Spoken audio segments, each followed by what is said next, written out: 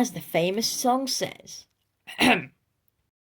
You've got to have eyes for the lovely things in life. If you've only got eyes for the horrid and bad, how are you gonna get? I said, how are you gonna get? I said, how are you gonna get the chocolate you deserve?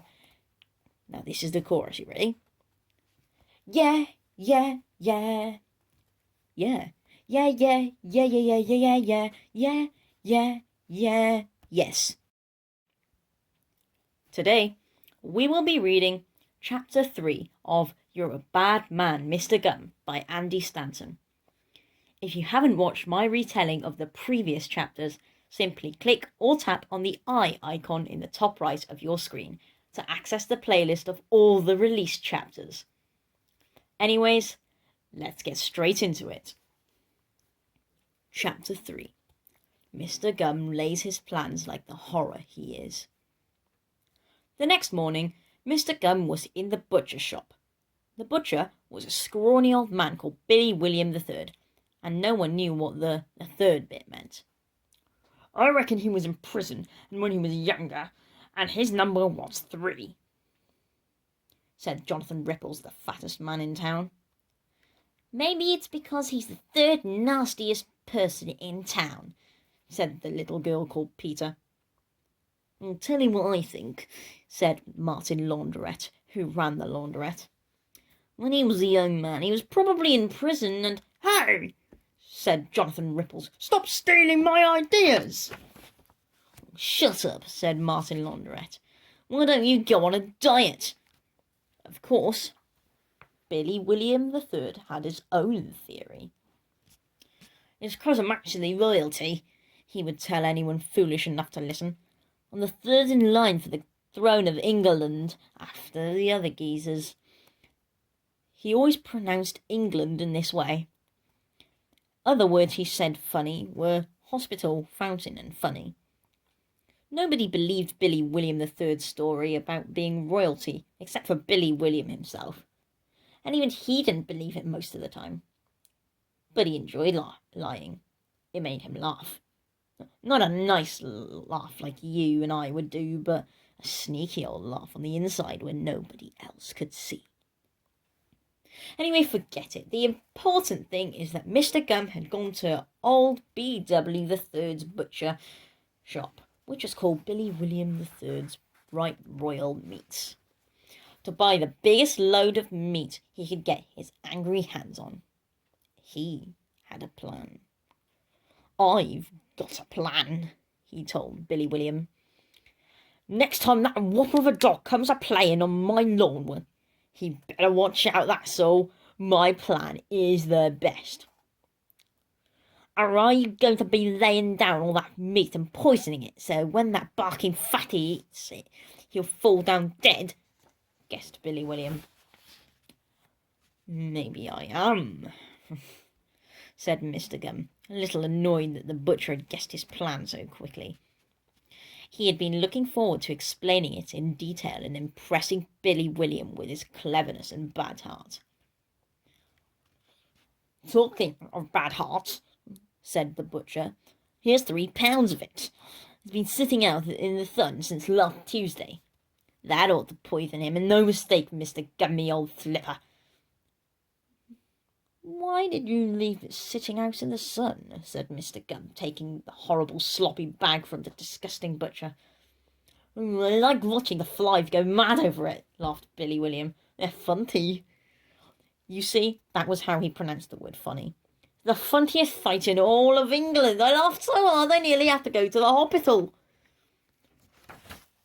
Well, thank you, me old gobbler, said Mr. Gum, handing over some money that Billy William would later discover to be made out of lies and broken promises. And with that, he left the shop. Out in the high street, Mr. Gum remembered he hadn't been nasty to anyone for over 10 minutes. He looked around for any children who might be playing or just walking or anything. It didn't really matter what they were doing. Even reading a book would be fine. Just some children he could be nasty to. But there were none to be seen, so he went and bought a newspaper. He opened it up at a photo of a 10-year-old boy who just won the World Record Cup reward for secret burping. "This'll do nicely," said Mr. Gum, and he scowled at the photograph all the way home, hardly even looking where he was going. At one point, he even tripped over a stone, which made him feel like the burper was somehow beating him. That only made him scowl harder than ever. "So see, I've won again," he said with a proud smile, which he quickly turned back into a scowl. Back home, Mr. Gum locked all the doors and windows, even the broken ones. Then he sat down to think on the old sailor's chest, which stood in the front hall. It was a beautiful old thing made of mahogany, which is a type of wood called mahogany, and it was carved all over with amazing scenes of life at sea, with waves and whales and tall ships. Mr. Gum owned the sailor's chest for over 40 years. He had never once taken the time to appreciate its beauty. What's more, Mr. Gum had never once thought to open that beautiful chest and see what was inside. Had he done so, it might have been a very different story indeed. It might have been Mr. Gum's chocolatey adventure, because I'll tell you something. That old chest had once belonged to a sailor called Nathaniel's surname, the hero of the high seas.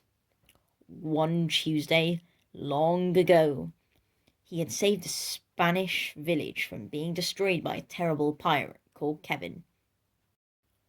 As a prize, the village presented Nathaniel with the chest, which was absolutely stuffed full of chocolate.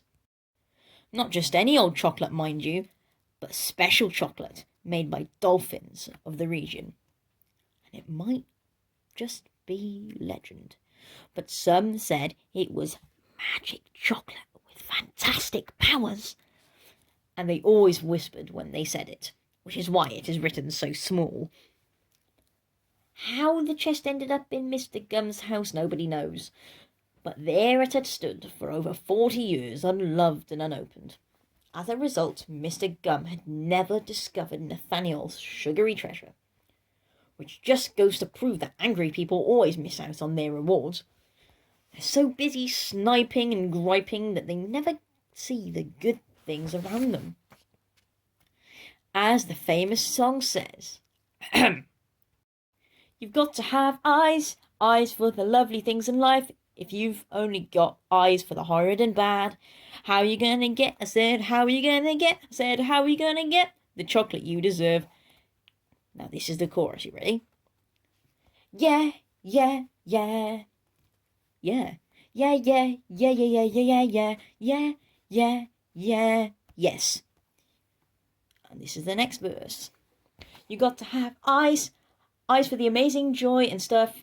If you've only got eyes for old walnuts filled with spit, how are you gonna get?" I said, "How are you gonna get? Tell me, how are you gonna get the chocolate you deserve?" Chorus. Yeah, yeah, yeah, yeah, yeah, yeah, yeah, yeah, yeah, yeah, yeah, yeah, yeah, yeah, yeah, yes.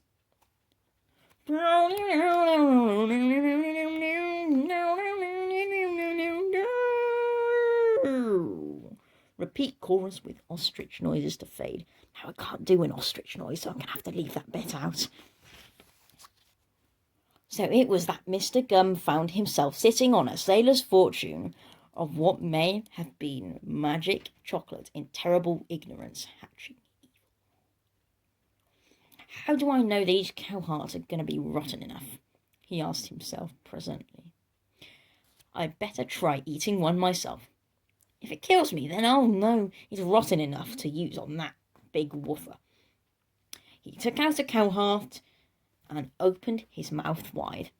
This is one of the craftiest things I've ever done, he chuckled, raising the smelly greenish red meat to his lips. I am a very clever man. Mr. Gum was just about to take a bite when he realized this might not be such a clever idea at all. He put the heart back into the bag and thoughtfully scratched his beard. No, not the beard that grew on his chin, but a spare one that grew on the wall that he used for scratching at from time to time. In the end, he decided to soak the rotten hearts in rat poison just to be sure. "It can't fail, he cackled.